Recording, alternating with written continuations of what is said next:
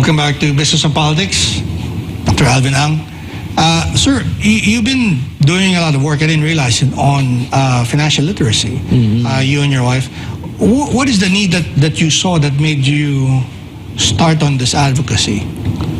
Well, it's the observation that many people get into debt and and that they're not able to pay on time, which is really, I mean, I had that experience when I was younger. But then I realized it's a matter of discipline that I was not able to keep it up. You know, I'm a trained economist, so I should have known it as part of my skills or profession. But then I found out that this is more behavioral rather than mechanical. So started to do research and ask people, particularly seeing the OFWs have this challenge. So since my research after my PhD was on OFW and how they contribute to the economy, it was a natural area that I have studied, and true enough, you know, we did a lot of surveys with OFWs and their families, and those without OFWs and their families as well. Found that very interesting that Filipinos basically, I think it's not only Filipinos, but Asians and whoever, I mean, regardless of culture, if they don't have income before, then they have more now, they tend to like forget that they were contented with a little, and then when you give them more, they just want more, and then they overestimate their capacities. And so you start to like map out what are the areas where they are weak and how they can help themselves. So is it a matter of living within your means, or is it developing some other values such as saving or something else? What is the key takeaway that you leave the people you talk to? Well, it's to me it's basically that people don't record what they earn and what they spend. So you know, you have aspirations to buy a house, to open a business. But then your income today, you see it only when you get your paycheck. And after that, it's gone. So it's a matter of discipline that people begin to like even just record their income and their expenses. So that's a message that I. So just make a budget. And not even a budget, just record. Just record, and then you. With the recording, it's like any business. After you know how much comes in, how much goes out, then you can decide to make a budget because you know how it's moving, right? But most people say, I'll make a budget. But at the end of the first 2 months, they don't keep it. They don't know anymore what's happening because they are not keeping. They're not bookkeeping. A very basic skill that I think. Is a life skill that every person should know regardless of citizenship. And I you know, if you know, that's why my wife was involved, because we started to realize that we have respondents who have, you know, who are couples who are fighting on money, and we realized that they're fighting because the husband expected the woman to like record everything, and his husband was just spending and spending. So there has to be some kind of and there are notions that it's always the woman who should like keep the budget, but not there. That's not true, because there are inherent strengths in people. Maybe it's the husband who can manage the money better. So you know, it's something like that. So.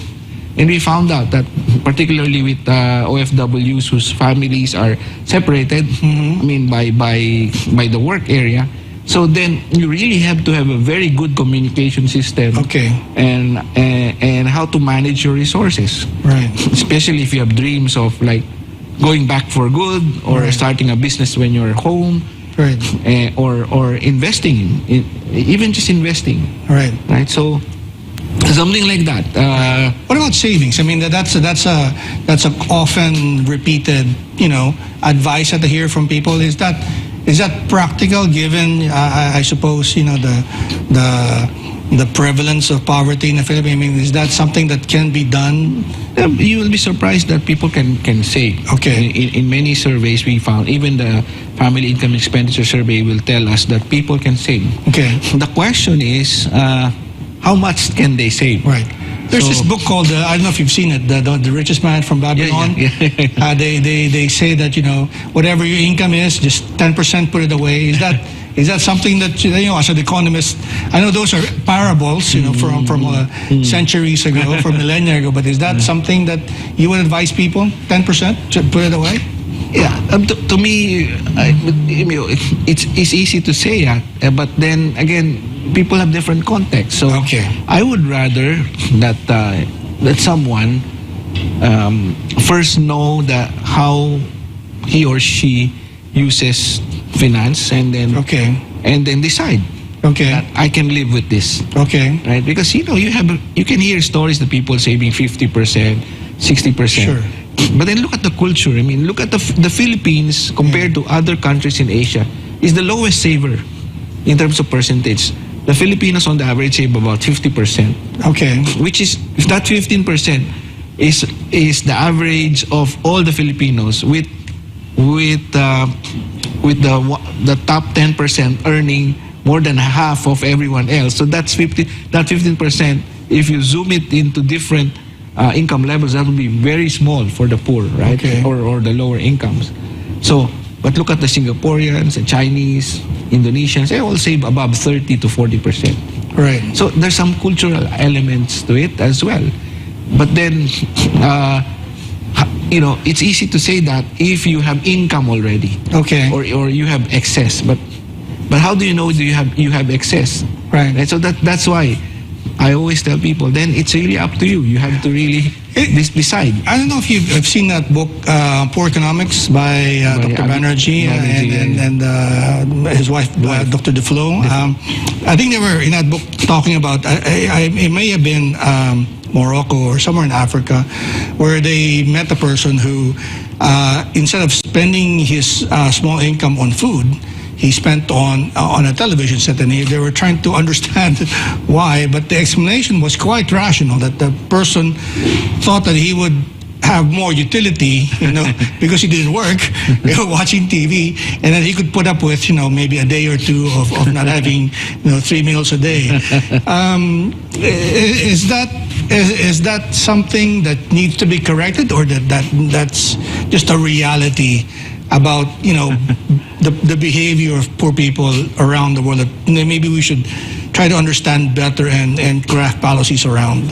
Yeah, well, it has also something to do with what we may call conspicuous consumption of the rich, right? So we people, particularly the influencers, people watch you. So, do you really have to tell people that you have a new house or a new car in your show when they could not even have 3 meals a day? Okay. So, I mean, if I had that chance, I would encourage them. Why don't you go into business? Why don't you try to have other source of income, or just help them?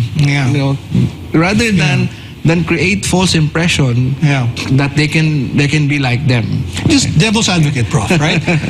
In the Philippines, they say that the number of options you have to invest your money is quite less than what you would find in other countries. In the equities market, for instance, people either don't understand the stock market or don't trust the stock market, which is not the same in other countries like Singapore, where even high school students, or maybe even younger, already download apps, right, and invest. What can be done about that, do you think? Well, firstly, Filipinos are conservative but high risk takers. Okay. Conservative in the sense that they want to invest in something that they can see immediate returns. Okay. Right. But then they are risk takers. Okay. Look at the number of scams happening in this country, right? And the gambling, right? The risk to take, less like gambling, right? Right. So there's a lot of opportunities. It's just that the ones that are available to the lower income are opportunities that will not make them sustainably earn more. Because I think you can put on 25 cents on wedding, right? I mean, yeah. So that, it has to be that there has to be some kind of a discipline. So, for example, the minimum investment required for, let's say, not just opening a bank account, like investing in the stock market. Now I know some of the apps are trying to make it affordable but it's not low enough. So it must be something that people would understand, because they easily understand that if I put go at the perya, I put 2 pesos, I get it back immediately. So it's something like that. So the time part of finance is not clearly understood. So how would you boil it down to an audience, say, that you're talking to for an afternoon? What would be the top 3 things? You mentioned listing down your expenses, right? I mean, are there other things that they should keep in mind? Well, I actually gave them, I developed some kind of a money personality test. So I asked them to do that first, and then I interpret. So in a way that helps them understand themselves, because we are different people, right? We can have a general idea of how people use money, but then individually we still have different ways of doing it. So that's another. You have to personalize it. Yeah, personalize it. Another is really have a goal. Have a goal. Why are you saving? Let's say you are saving money for what? I usually name my savings. So if I open an account for I want to buy a new car, for example, so I will name the savings. That's interesting. The new car, so that I'm focused on getting it, because otherwise I'll be distracted. Right? I'm just saving. So for what? So whatever comes my way, then I just withdraw and put it there, right? Then you don't meet your target. So I'm surprised. I mean, that's quite an irrational behavior from an economist. No, but for me, it takes discipline, right, to be able to to develop the financial savviness, because the developed countries, they can do it very easily because their incomes are high. Right. The standard of living is high. And we have to be more careful. Yeah. So in our case, you have to start the building blocks. Right. Because those countries were able to do those things because they're way past 200 years of they're way past that. Yeah. Well, Dr. Hang, it's been a pleasure talking to you as always. I know you're very busy. We've been trying to set this up for months. But before we go, maybe you'd like to leave our viewers with a message? Right. Thank you, Klink. Well, I think in our country right now, what our country needs right now is a conscious effort to contribute in whatever ways we can. For example, in business, we need to diversify business opportunities towards the sectors that needs them the most, particularly agriculture, anything manufacturing that's producing. The services sector, they're important, but at the end of the day, they can only give so much earnings to people. So that's why they're not earning as much, because there's so many people in those areas. So that's very limited. So you want to give them opportunities that are spreading and expanding. So if you are a farmer right now, don't leave farming. Ask help. Maybe the business people can be the first people to help you right now. So that's really something that's very important. And for everyone else, like what we talked about here earlier, financial literacy is an important component of a developed country. And to become a developed country, we need to start recording our income, our expenses, start to have goals, savings, investment, whatever, and increase our savings rate from 15% to higher, because that allows us now to have more capital that we don't need foreign investments. We have enough base. But right now, the country is just using 15% of whatever it earns. And so that's why we need to get foreign investments. But look at other developed countries. They don't need foreign investments. It's their savings that is funding everything that they need. So just those two things: invest in agriculture and production, and then improve our savings. Well, Dr. Ang, thank you very much. There's so many things I just realized that I did not get to ask you about, so maybe this will be a reason why we should invite you again sometime in the future. Thank you very much. I'd like to thank the viewers watching this program and those watching the replay. I'd like to thank Mr. Polo Kibuloy for making this program possible. This has been Business and Politics. I'm Dante Klink, and I'll see you next week.